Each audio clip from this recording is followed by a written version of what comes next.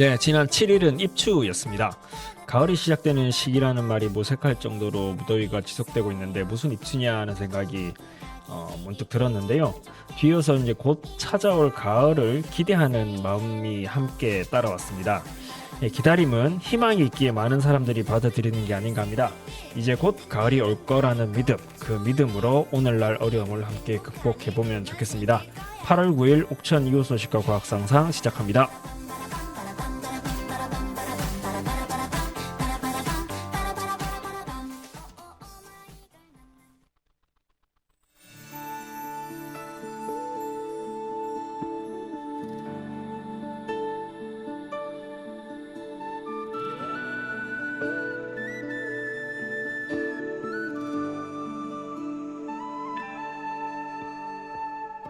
가을이 오면 눈부신 아침 햇살에 비친 그대의 미소가 아름다워요. 눈을 감으면 싱그러운 바람 가득한 그대의 맑은 숨결이 향기로워요. 길을 걸으면 불러보던 그의 노래는 아직도 내 마음을 설레게 하네. 하늘을 보면 님의 부드러운 미소 가득한 저 하늘을 가을이 오면 가을이 오면 호숫가 물결 잔잔한 그대의 슬픈 미소가 아름다워요.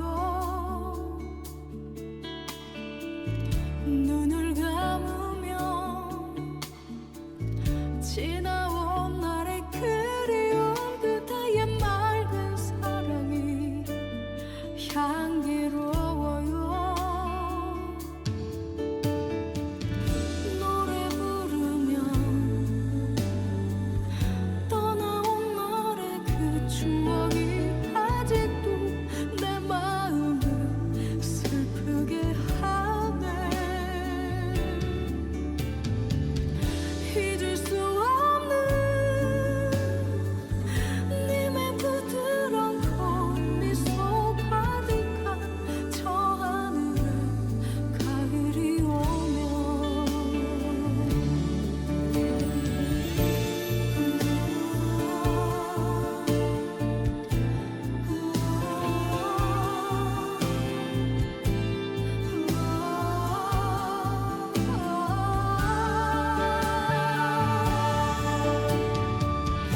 길을 걸으면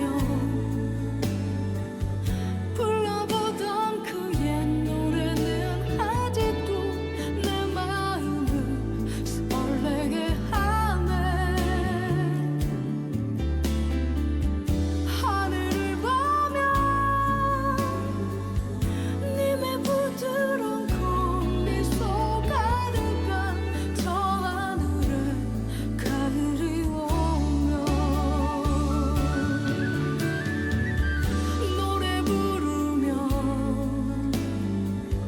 떠나온 날의 그 추억이 아직도 내 마음을 슬프게 하네. 잊을 수 없는 님의 부드러운 꽃미소 가득한 저 하늘에 가을이 오면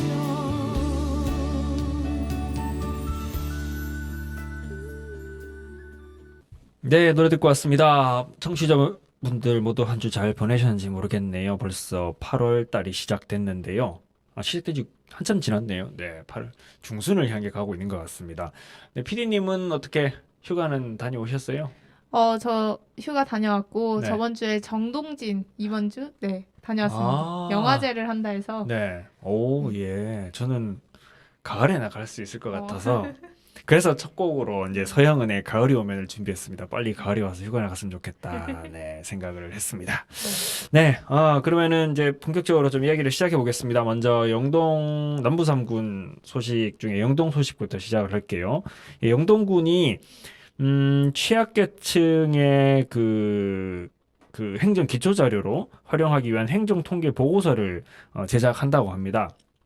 이게 사회복지정책 수립과 시책 업무 추진을 위한 기초자료 수집이라는데 군에서는 사실 이거는 통계청이나 이런 데서 정기적으로 조사를 하거든요. 그리고 군에서도 각 부서별로 필요에 따라서 조사를 해요. 근데 영동군 이거는 어느 시군이나 다 동일합니다. 근데 이제 영동군이 다른 점은 이 통계 자료를 취약계층, 그러니까 취약계층의 인구, 주택, 토지, 건축물, 복지, 고용, 건강 등, 그러니까 웬만한 전 분야들을 총망라해서 정기적으로 조사한다는 점이 가장 다른데요.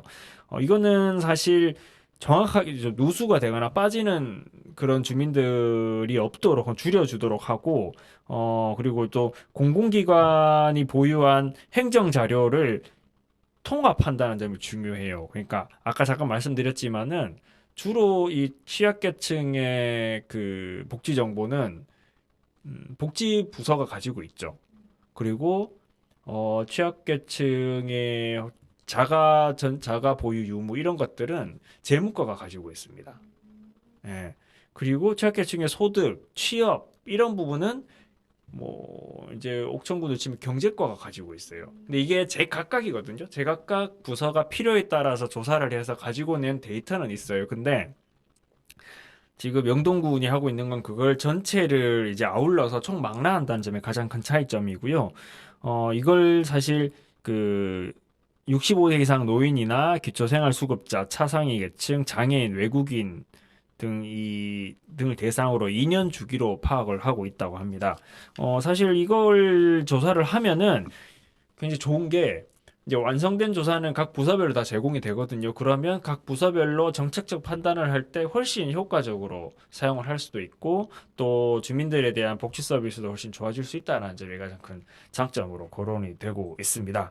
실제로 영동군에서도 이 취약계층 통계 보고서가 맞춤형 복지 그리고 이런 부분에서는 훨씬 유용하게 이제 활용될 수 있을 거다 이렇게 기대를 했습니다. 예, 다음 영동 소식은 네, 영동 자개예술촌이라는 곳에서 이 산골 공연 예술잔치가 열린다는 소식인데요. 가보셨나요, 혹시 자개예술촌? 아니요, 전 처음 들어봅니다. 네, 저도 자개예술촌 안 가봤는데 이곳에서 사실 매년 그 공연을 해왔는데 지난 2년 동안은 코로나로 인해서 못했다고 해요. 그래서 근데 원래 다시 이제 대면 공연이 열리는 거고 8월 13일과 14일 이틀 동안 열린다고 합니다.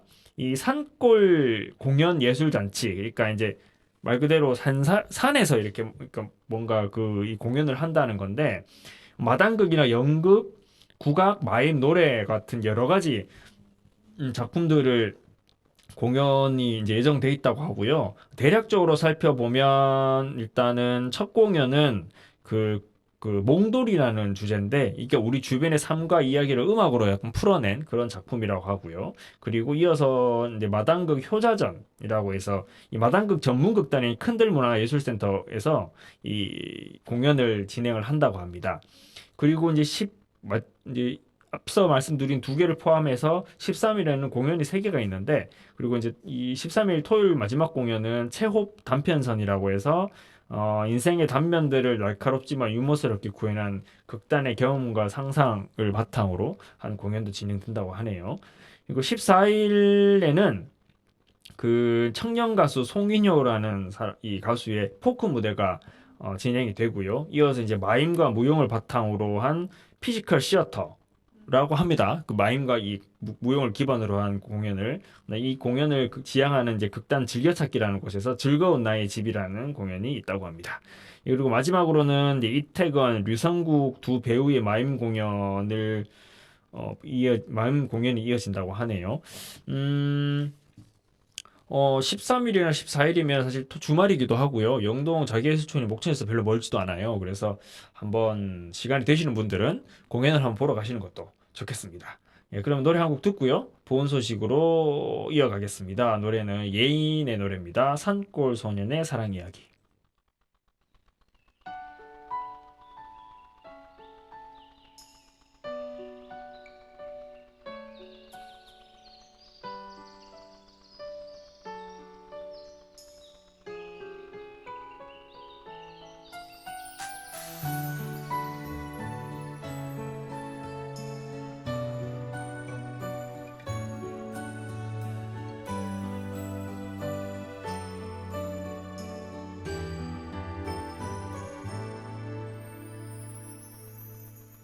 풀잎새 따다가 엮었어요.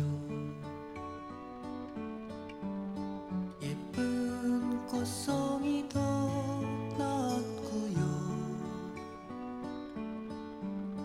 그대 노을빛에 머리 곱게 물들면 예쁜 꽃모자 씌워주고파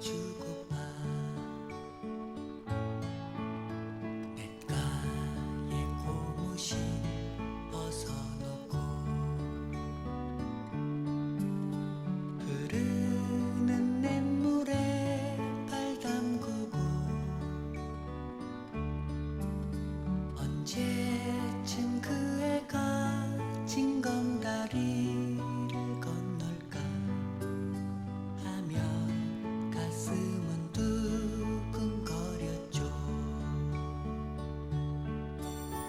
흐르는 냇물 위에 물이 부는 빛 물들이고 어느새 구름 사이로 저녁 달이 빛나고 있네.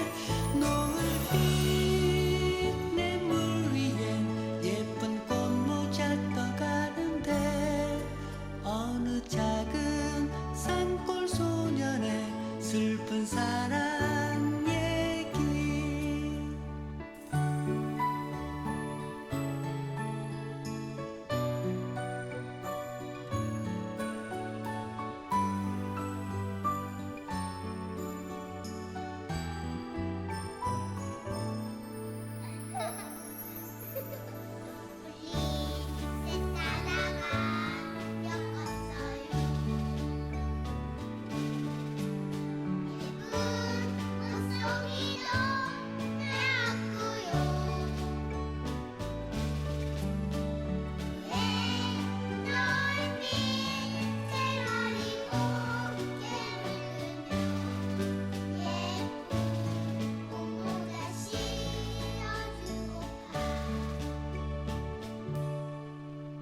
냇가에 고무신 벗어놓고 흐르는 냇물에 발 담그고 언제쯤 그 애가 징검다리를 건널까 하면 가슴은 두근거렸죠. 흐르는 냇물 위에 물이 부는 빛 물들이고 어느새 구름 사이로 저녁 달이 빛나고 있네.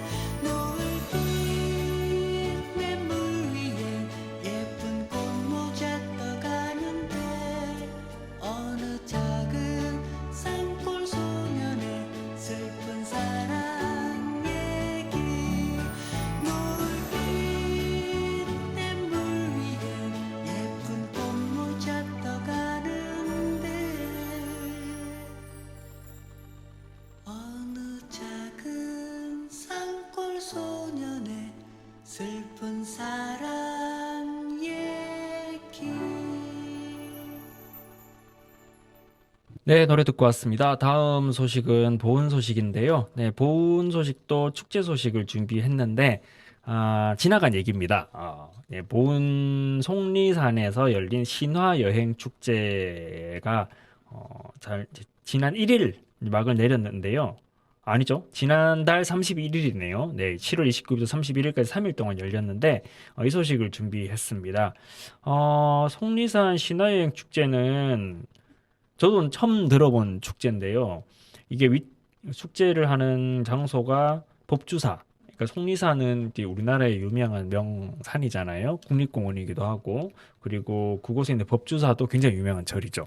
이곳에서 그 관광객과 지역 주민들이 참여하는 그런 축제가 열렸는데, 제가 이 지나간 축제를 가져온 이유는 이 축제의 전신이 속리축전이라고 있었대요. 근데 이거는 1978년부터 개최를 해오던 축제인데 이걸 문화 관광형 축제로 발전시키기 위해서 이렇게 한 게 신화여행 축제라고 합니다. 그래서 이제 천왕봉 산신제나 영신행차, 신화마당극, 그다음에 신바람난이라고 해서 남사당패 공연, 그 비빔밥 파티라고 해서 엄청 큰 그 솥단지에다가 이렇게 비빔밥 섞는 거 있잖아요. 뭐 그런 퍼포먼스도 하고요. 그리고 동서양 신들의 만남을 주제로 한 연극 신과 함께 뭐 이런 것도 만들었어요. 신화 여행이니까요. 네, 그리고 이제 법주사 팔상전의 탑돌이와 같은 그 프로그램들을 다양하게 만들어서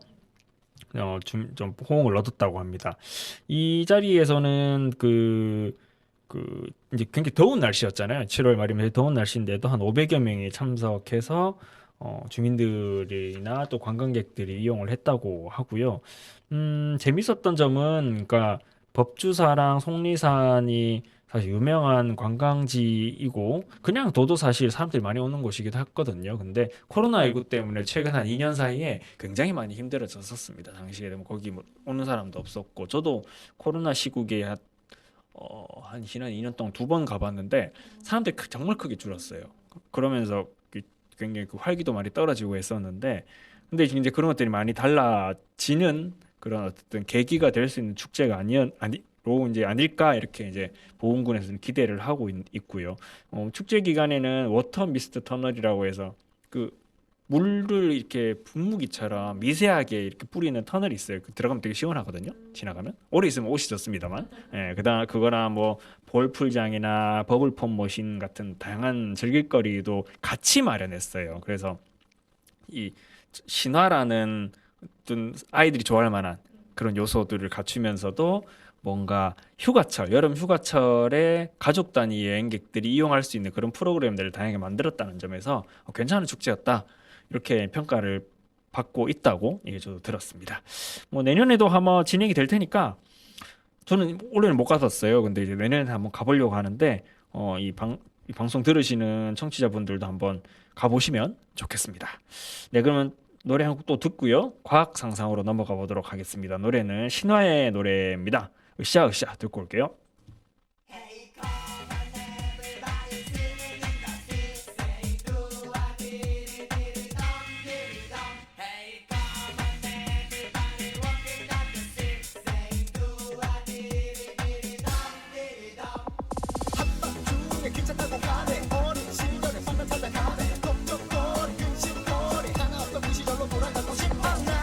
이제 핑퐁 내요 일들만 할래 요 날 접어두고 우리 함께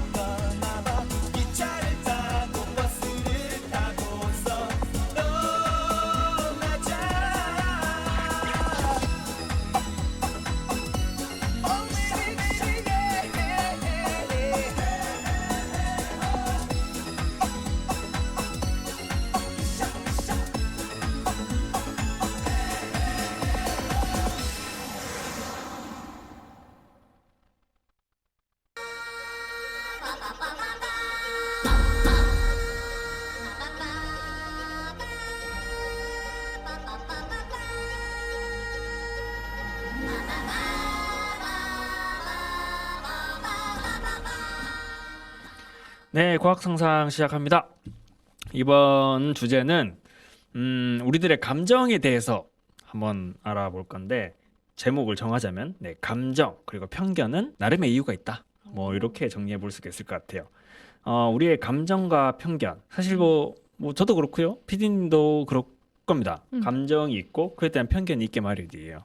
근데 자 감정 편견이라고 하면 PD님 자 어떤 느낌이 드세요? 이게 긍정적이라기보다는 부정적으로 많이 이야기가 되죠. 그리고 우리 근데 이제 결론부터 말씀드리자면은 흔히 부정적으로 평가되는 감정이 사실은 우리의 생존율을 굉장히 높여준다라는 오. 이야기를 해보고자 합니다. 네. 이전에도 사실 한 차례 이 내용을 다뤘었는데 혹시 기억하십니까? 네, 감정은 부정적인 게 아니다. 네네, 그쵸. 예, 그거와 뭐 일맥상통하긴 합니다만 다른 관점으로 한번 접근해 보고자 합니다. 예, 관련 내용은 이 오후라는 칼럼니스트가 쓴 글인데요. 모든 감정에는 이유가 있다라는 글을 바탕으로 했다는 점 미리 말씀드립니다. 네, 감정 이야기를 하기 전에 먼저 이제 기계에 대한 얘기를 해볼게요. 역사 시간에 배웠던 영국의 러다이트 운동 기억하시나요? 네, 어떤 운동이죠? 방적기랑 기계 네, 이렇게 부신 거? 그때 사람들이 왜 부셨을 거예요? 그것 때문에 네. 일자리를 잃어서 그런 거 아닌가? 네네, 네. 그렇죠. 어떻게 보셨습니까? 저는 사실 보면서 근데 그럴 수 있다.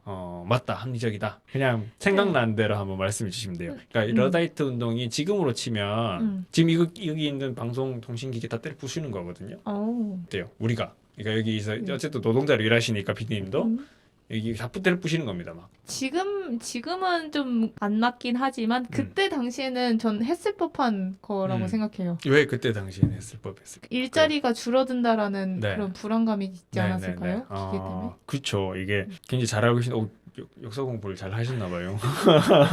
네.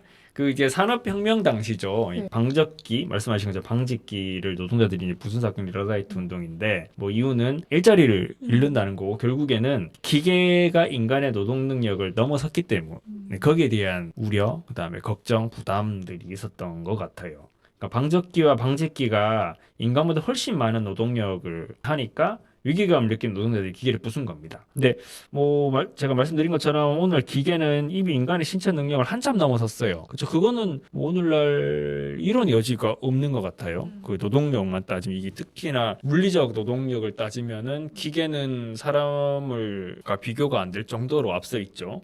자, 그럼 지능은 어떨까요? 지능도 감정을 빼고 지능만 따지면 지능만 따지면 똑똑하다 봅니다. 똑똑하다. 네. 알파고와 이세돌의 아. 바둑 대회 아마 사건 당시 기억하실 텐데 그때 당시에 많은 사람들이 인공지능이 인간을 뛰어넘었다 얘기했어요. 그리고 요즘 같은 딥러닝 시스템 그러니까 이제 심층 학습 시스템이라 그래가지고 이 AI가 학습을 한다고 하잖아요. 그래서 AI가 사람과 같은 사고를 하는 날이 멀지 않았다. 라고 이제 이야기를 많이 했었습니다. 근데 이런 이론의 근거를 제공한 대표적인 되게 실험인데요. 컴퓨터 과학의 선구자 중 한 명으로 평가받는 이제 앨런 튜링이라는 사람이 튜링 테스트라는 걸 해요. 이게 뭐냐면 컴퓨터가 정말 인간처럼 사고하는지를 판단하는 테스트거든요. 둘 이상의 화자가 모여서 채팅을 서로 하는데 사람과 컴퓨터가 섞여 있습니다, 여기. 그래서 컴퓨터가 누가 컴퓨터냐는 걸 찾아내는 게 핵심이에요. 근데 이 테스트를 처음 통과한 게 이전에 다 통과 못했어요. 사람이라는 게 사람과 대화한다는 거 기계와 사람이 대화한다는 거는 한계가 분명하잖아요. 우리 집에 AI 스피커 있습니까? 저희 집에 AI 스피커가 있는데 걔가 대화가 되는 것 같아요. 근데 우리는 알죠. 되게 그냥 준비된 답변만 한다는 거. 근데 이제 신기한 답 할 때 보면은 신기하잖아요. 신기해서 말 더 걸어보고 이러는데 그게 어색하거든요. 미묘하게 어색해요. 그러다 보니까 이게 AI와 대화하는 게 금방 이제 들통이 나거나 했는데 그게 유진이라는 슈퍼컴퓨터가 2014년에 이 테스트를 처음으로 통과했어요. 이게 뭐냐면 사람들이 구분을 못했다는 거예요. 그게 컴퓨터인지 사람인지. 그러면 이게 AI의 능력이 굉장히 많이 올라가서 그렇겠구나 이렇게 생각할 수도 있거든요. 그렇게 많이 얘기가 됐었습니다. 근데 저거 좀 이상하더라고요. 그래서 찾아봤어.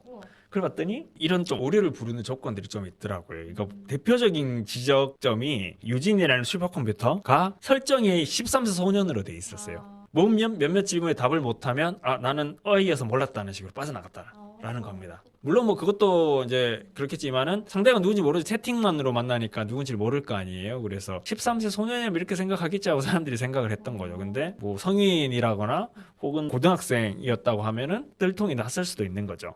자, 이제 이런 실험의 한계를 사실 지적한 사람이 있어요. 현대 철학자 이제 존 설이라는 사람인데 이 사람은 이게 중국어방 사고 실험이라는 실험명입니다. 이 문제를 지적하게 됐습니다. 자, 이제 이게 중국어 방 실험이 뭐냐면, 뭐 중국어든 한국어 방이라도 상관없어요. 이 방 안에는 중국어로 된 질문과 그에 대한 답변이 벽에 적혀 있어요. 그 다음에 방 안에는 중국어를 하나도 모르는 사람이 들어가 있습니다. 앉아 있습니다. 그리고 외부에서 질문을 던져줘요. 그러면 어떻게 이 사람은 답을 할 수 있을까요? 준비된 질문과 답변에 대한 질문만 들어오는 거예요. 그렇다면 답을 할 수 있을까요?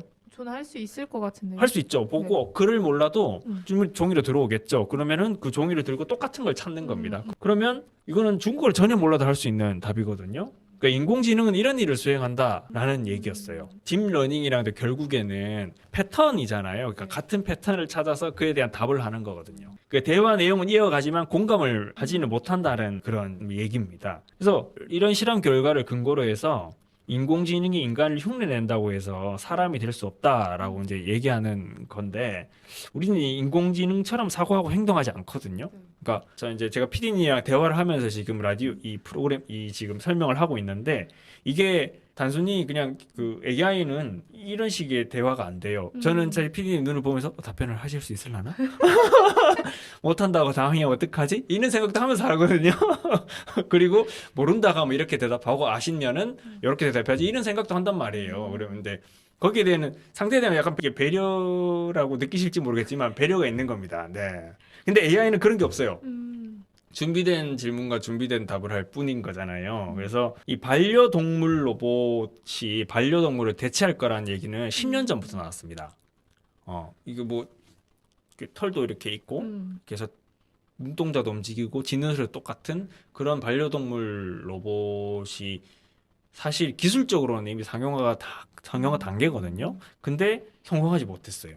여전히 지금 반려동물 굉장히 많이 이제 같이 사시는데, 이게 로봇으로 대체되지 않는 이유가 뭘까요? 기술적으로 네. 똑같습니다. 진짜 똑같아요. 감정이 뭔가 네. 로봇이라는 것 자체로 안 생길 것 같은데? 그게예요. 그게 답이에요. 아, 그래? 네. 그것 때문에 이 사람은 실패했어요. 우리는 감정을 나누는 소통을 생명과 하고 싶어 하지 네. 기계와 하고 싶어 하진 않습니다.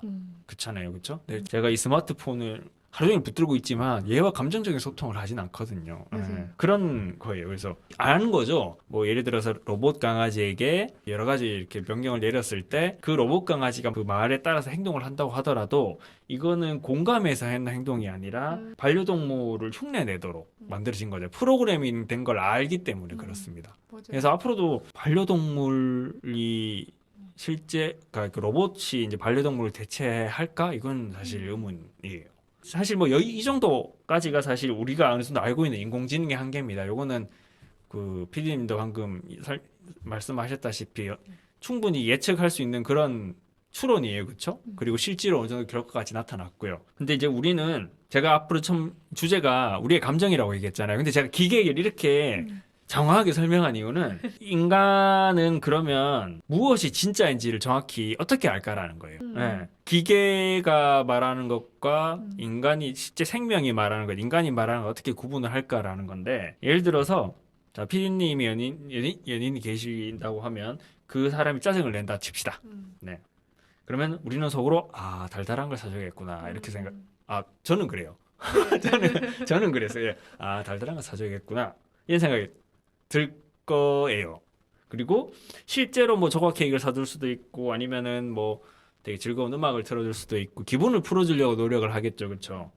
근데 이런 나의 반응은 어디서 온 걸까요? 분명 나의 진심이에요, 그렇죠? 상대방이 기분 나쁜 걸 풀어주려고 하는 나의 진심이고, 또 마음에서 우러나오는 행동입니다. 근데 이게 사회화를 통한 학습한 것이 아닐까? 라는 게 그런 의문을 좀 가져볼 만한 내용들이 있다라는 거예요. 자, 중국어 방 이야기로 좀 돌아가 볼게요. 제가 중국어를 열심히 공부해가지고 중국어를 잘하게 됐다면 사실 중국어 방 안의 사람처럼 중국어를 모르지는 않을 거예요. 그쵸? 내가 많이 공부를 했고 알게 됐으니까. 하지만 역시 중국어를, 그거는 사실 어떻게 보면 내가 배우는 거긴 하지만 그 과정 또한 잘 생각해 보시면은 중국어를 외우고 규칙을 익힌 겁니다. 그쵸? 네. 인공지능이 학습한 것과 동일한 방식이에요. 그 외국어 제일 잘하는 방법이 하루에 문장 뭐 몇 개씩 외워라, 네. 통으로 외우라는 거잖아요. 그게 실제 도움이 되거든요. 근데 그거는 AI 딥러닝 그 시스템이랑 똑같아요.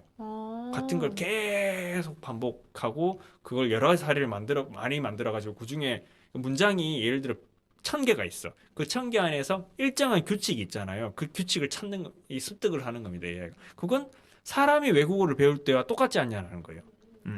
이렇게 생각하면은 이제 중국어 방 실험은 인간을 흉내내는 인공지능을 비판하는 실험이 아닌 게 되는 거예요. 이게 아니고 이제 인간이 생각하고 행동한다는 게 도대체 무엇인가에 대한 본질적인 고민을 약간 부르는 실험이 되는 거죠.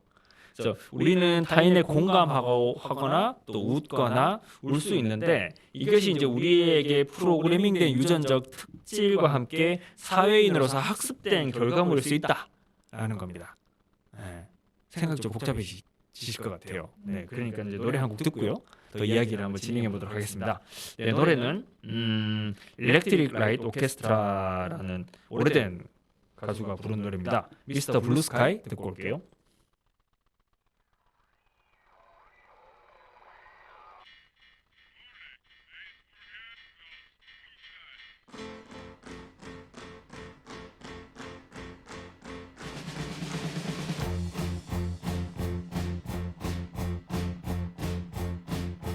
Sun is shining in the sky. There ain't a cloud in sight. It's not raining. Everybody's in the day. And don't you know it's a beautiful new day? Hey, running down the avenue. See how the sun shines brightly in the city. On the streets where once was pity, it's the blue sky is living here today. Hey, Mr. Blue Sky, please tell us why you had to hide away for so long. Where did we go wrong? Mr. Blue Sky, please tell us why you had to hide away for so long. Where did we go wrong?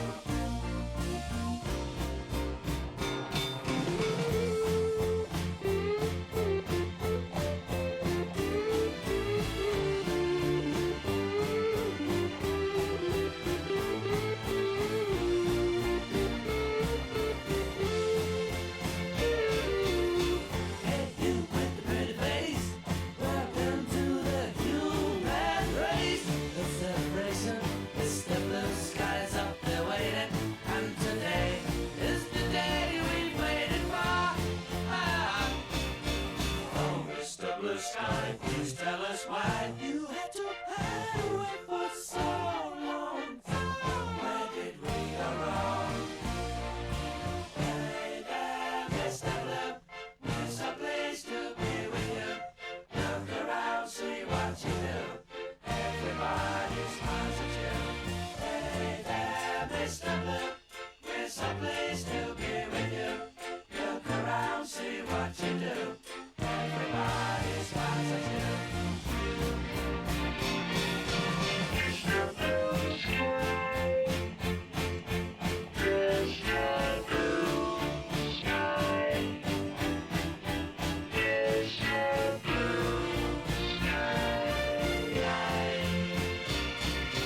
Mr. Blue, you're getting right, but some comes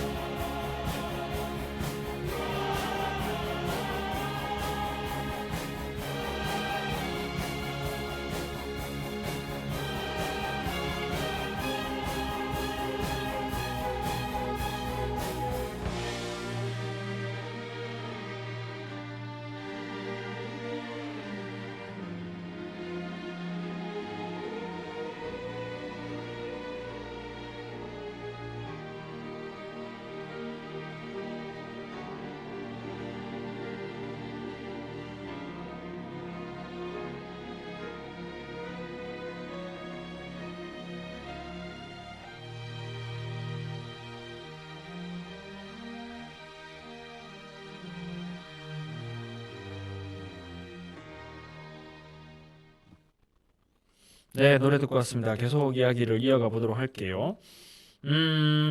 자, 앞서 이제 말씀드린 것처럼 인간의 마음도 기계적으로 해석할 수 있다라는 이런 주장을 하는 이론을 계산주의 마음 이론이라고 얘기를 해요. 네, 이렇게 표현하는데 이 정신질환자가 약을 먹고 호전이 되는 것도 이 같은 이론에 바탕합니다. 그러니까 현재 그러니까 이제 정신과 네. 진료를 받는 분들이나 치료를 받는 분들은 사실 이 같은 이론을 바탕으로 한 약물 치료에 들어가는 거예요. 근데 이제 자, 그렇다면 자, 인간의 뇌도 신체와 마찬가지로 그러면 기계적일까? 네. 야, 그렇다면 인공지능도 사실 기술 발전을 통해서 인간과 동일한 행위를 할 수 있을지도 모릅니다. 아니, 그렇다면. 그렇죠. 얼마든지 가능한 시나리오예요. 근데 이제 이 칼럼니스트 오후라는 사람은 이 결정적으로 인공지능이 인간이 될 수 없는 이유가 있다라고 이야기를 하는데 아니 뭐 이 사람 표현이 이렇습니다. 개나 고양이도 못 된다. 라고 하는데 그 이유가 욕망이 없기 때문이라고 평가했어요. 그러니까 기계와 생명체의 가장 큰 차이는 욕망이 없다라는 건데 자 이제 그 사람이 욕망이 있다는 건 알죠. 네. 근데 동물도 욕망이 있다라는 말은 어떤 자 의미일까요? 밥 먹고 살아야 네. 한다. 네, 그렇죠. 배고프면 밥을 먹으려고 하고 졸리면 자려고 하고 그리고 이제 같이 사는 인간한테 잘 보여. 예, 뭐 그런 것들 뭐 요구를 하잖아요. 요구를 해요.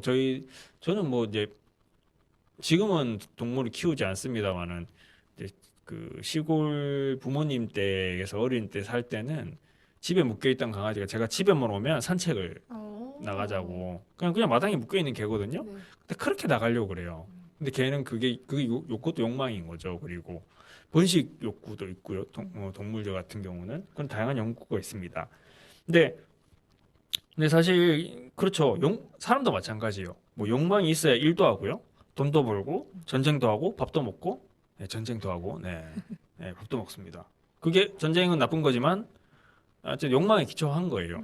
네. 근데 기계는 이게 안 돼요. 과거 공상과학 영화를 보신 게 있을지 모르겠는데 기계와의 전쟁 이런 혹시 뭐 보신 게 있습니까? 그런 영화 보면은 거기 나오는 기계의 가장 특징은 기계가 욕망을 갖습니다. 네. 뭐 아니면 그런 걸 본 적 있으세요? 그 지구를 지키기 위해서 지구를 지켜라고 약간 그 프로그램을 시켜놨더니 사람을 죽이기 시작하는 거예요. 네. 사람이 그 바이러스. 근데 이것도 사실 그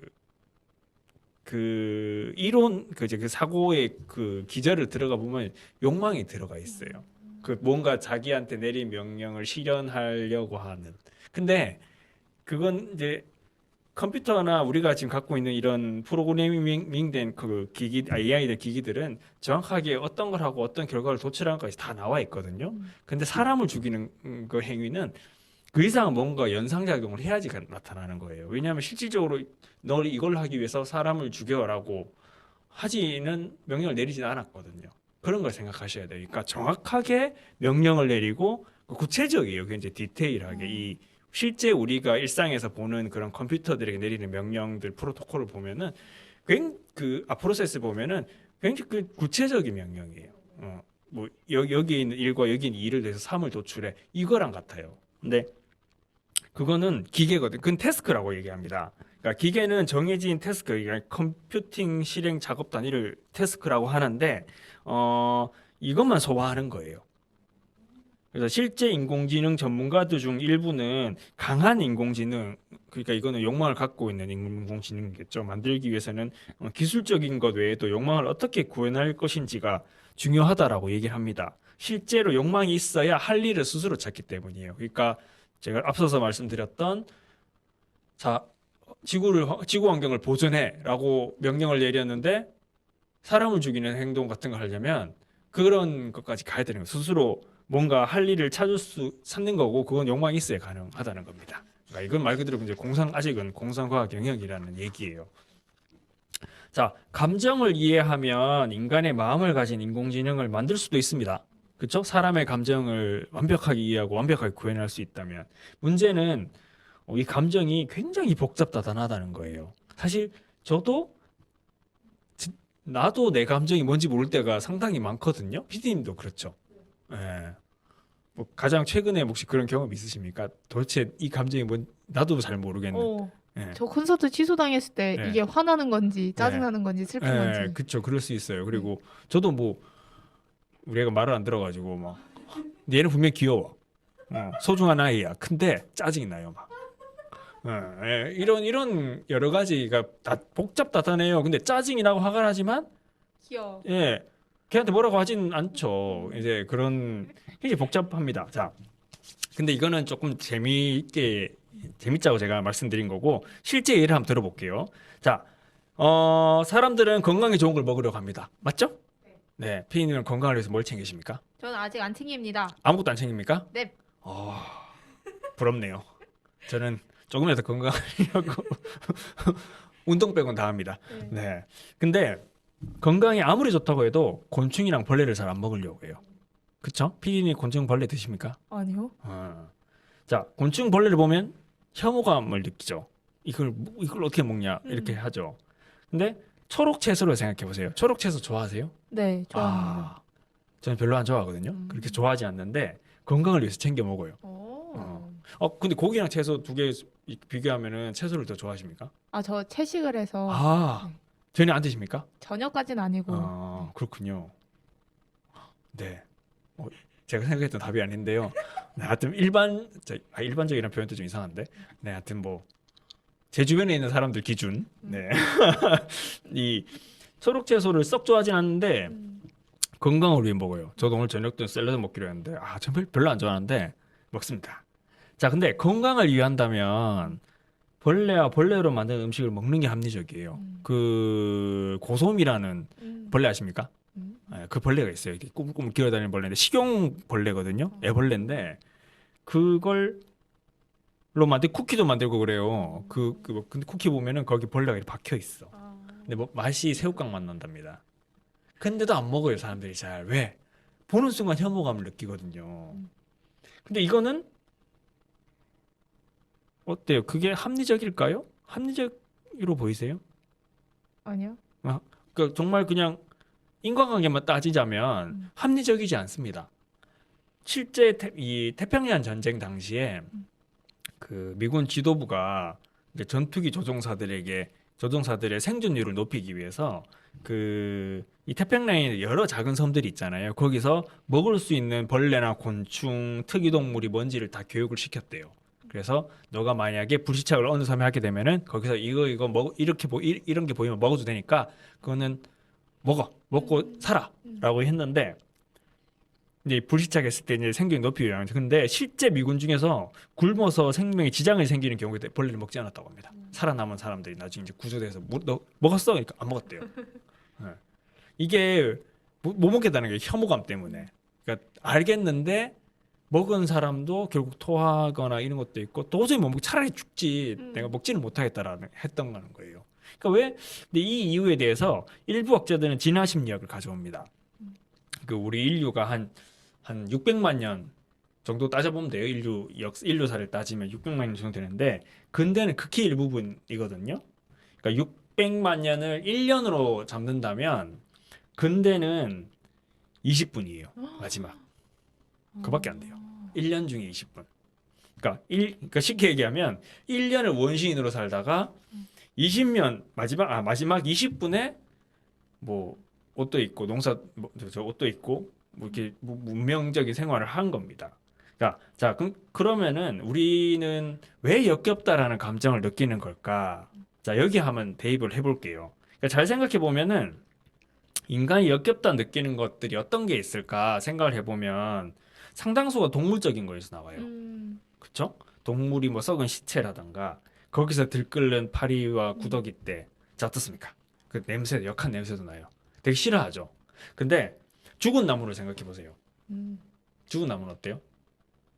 아무 생각 안 들어요. 죽은 나무는 그만큼 혐오하진 않을 거예요. 막 그 안에 군뱅이가 들어가 있다 칩시다. 그 군뱅이는 징그럽지만 군뱅이가 들어있는 그 나무는 뭐 그렇게 그리고 냄새를 맡아도 우리가 그렇게 거부감을 가지지 않습니다. 나무나 이런 게 썩는다고 하더라도 좀 괴기해 보일 수는 있겠지만은 역겹다는 느낌을 안 받아요. 그러니까 왜 그럴까?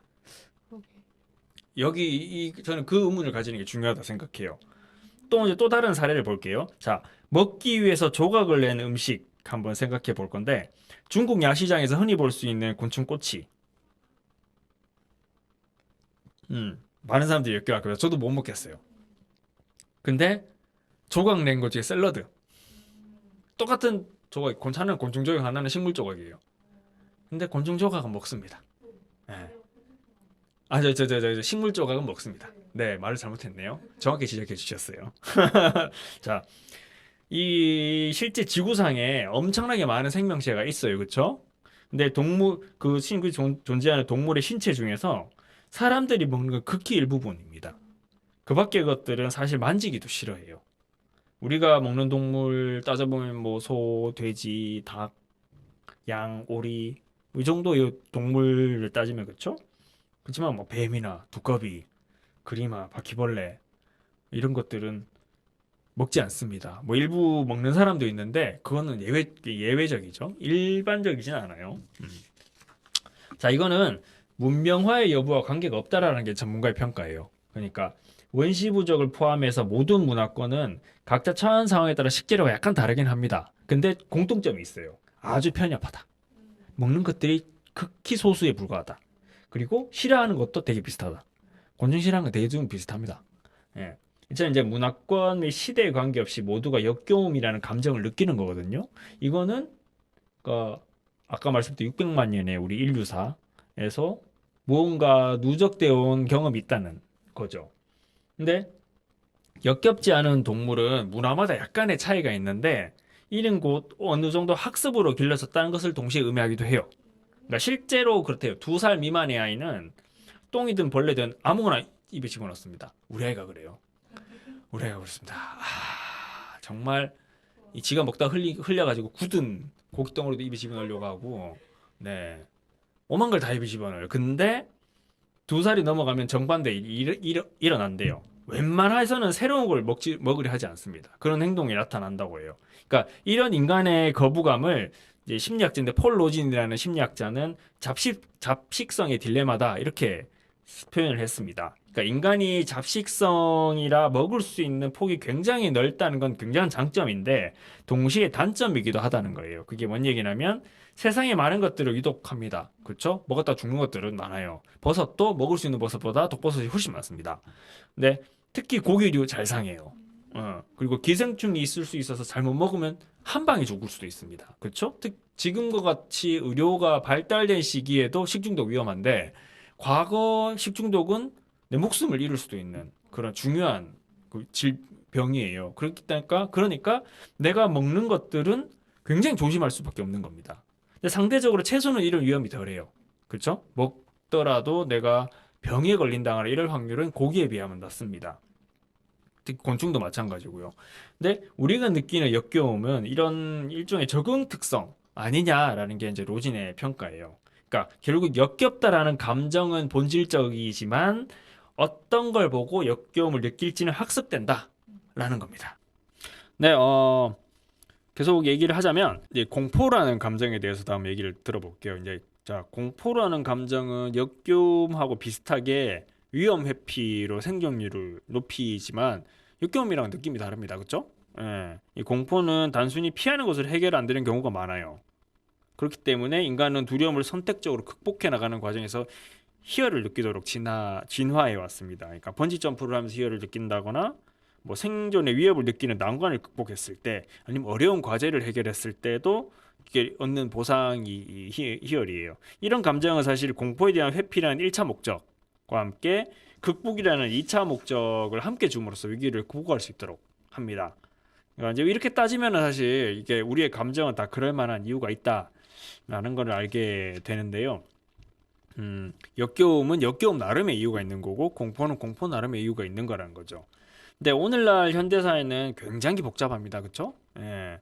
따라서 이렇게 복잡한 감정, 복잡한 사고가 생기는 이유는 환경에 적응하기 위해서일 수도 있어요. 그러니까 우리가 사실 인류는 600만 년을 살아왔지만 이렇게 다양하고 복잡한 감정, 사고를 하는 건 극히 최근의 일이거든요. 근데 우리 몸은 아직까지 거기에 대한 적응이 안 됐다고 봐도 됩니다. 마지막 20분이에요. 1년 중에 20분. 만에 뭔가 사닥하는 게 힘든 거예요. 그러니까 우리가 힘든 겁니다. 감정적으로 굉장히 힘들고 우울증도 늘어나는 거고 그런 거죠. 자, 근데 이런 복잡다단한 우리의 생각을 이해하는 것이 진화 심리학이고 이를 통해서 우리가 범하는 잘못이나 오류를 알게 해준다는 점이 진화 심리학의 가장 큰 효과가 아닌가 싶어요. 근데 사람들은 자신과 다른 이들을 타자하고 배타적으로 행동을 합니다. 성별로도 구분되고요. 요즘 많이 이제 그런 것들이 작년에도 굉장히 많이 문제가 됐었죠. 그리고 인종적 차별, 외국인에 대한 혐오, 그리고 장애인이나 성소수자에 대한 뭐 혐오나 이런 부분들. 이런 배타성은 진화 심리학적 자체로만 보면은 자연스러운 행동이에요. 문제는 중요한 거는 이 타인을 타자화하는 본성이 우리한테 있다고 해서 그로 인한 차별이 정당화되지는 않는다는 점입니다. 그러니까 과학은 옳은 걸 정하는 게 아니에요. 그냥 있는 사실을 밝히는 게 과학입니다. 근데 거기서 차별하는 사람들은 언제나 자신이 합리적인 이유로 차별을 한다고 얘기를 하거든요. 겪어보면 그럴 거예요. 동성애에 대해서 차별을 하는 분들이나 이런 얘기 보면 각자 나름의 이유가 있습니다. 실제 차별은 모두 그럴듯한 이유를 가지고 있어요. 근데 이게 이제 그럴듯한 이유는 있지만 때때로 우리의 이성은 감정의 하위도구로 전락하기도 합니다. 그러니까 첫인상에서 싫어하는 사람이 딱 나타났어요. 그러면은 싫어하는 감정이 생기면 이성은 그 감정을 뒷받침하기 위해서 어떤 이유든 찾아냅니다. 그런 경험 해보셨을 거예요. 거꾸로 또 그 이유 때문에 혐오하는 것이라면서 자기를 스스로를 정당화합니다. 근데 이거는 과거 이제 유태인을 학살했던 홀로코스트가 있잖아요. 이 홀로코스트의 과학적 근거가 우생학이었어요. 이 우생학은 오늘날 완전 폐기된 과학이고 전혀 과학적이지 않은 학문인데 그 우생학이라는 이름으로 정당화됐습니다. 홀로코스트는 유태인 학살하는 것들이 정당화됐었죠. 세상에 이제 모든 혐오에는 다시 말씀드리지만 이유가 있어요. 그렇지만 이게 정당화되어서는 안 됩니다. 그러니까 이성이 제대로 판단하기 위해서는 그 원리를 알아야 되고요. 만약 내가 성소수자를 혐오한다면 그건 내 본성에 내재된 공포 그리고 나의 편견이 작용했을 수 있어요. 근데 진화 심리학은 스스로 판단을 점검하고 합리를 이끌어낼 수 있는 여지를 만들어 주는 겁니다. 그러니까 우리가 우리의 본성을 이해하면은 우리가 배척하는 이들과 더 나은 관계를 모색할 수 있다라는 건데 그런 거죠. 그러니까 과학 자체는 옳고 그른 건 정의하는 건 아니지만 진화 심리학을 통해서 내가 가진 편견을 조금 더 객관적으로 바라보고 그걸 극복할 수 있는 그런 단초를 제공한다는 점이 가장 큰 차이점이고 그런 면에서 한번 우리의 감정에 대해서 우리의 생각에 대해서 판단에 대해서 다시 객관적으로 회의주의적으로 한번 볼 필요가 있다라는 말씀을 드리는 겁니다. 네, 오늘 준비한 소식은 여기까지입니다. 네, 8월 9일 이웃 소식과 과학상상 마칩니다. 마지막 노래로는요 H.E.R이라는 가수가 부른 I Can Breathe 듣고 마무리하겠습니다. 다음 주에 또 뵙겠습니다. 고맙습니다. Starting a war, screaming peace at the same time. All the corruption and justice, the same crimes. Always a problem if we do or don't fight and we die. We don't have the same right. What is a gun to a man that surrenders? What's it gonna take for someone to defend us? If we all agree that we're equal as people, then why can't we see what is evil? I can't breathe. You're taking my life from